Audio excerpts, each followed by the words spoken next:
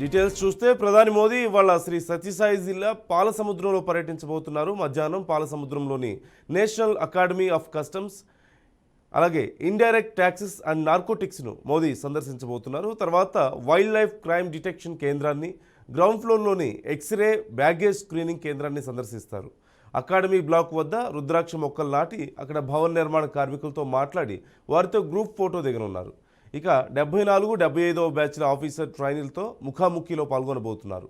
ఆ తర్వాత పబ్లిక్ ఫంక్షన్లో ఫ్లోరా ఆఫ్ పాలసముద్ర పుస్తకాన్ని ఆవిష్కరించి అకాడమీ కేంద్రానికి అక్రిడేషన్ సర్టిఫికెట్ అందించబోతున్నారు. అలాగే మోదీ లేపాక్షి ఆలయాన్ని సందర్శించబోతున్నారు.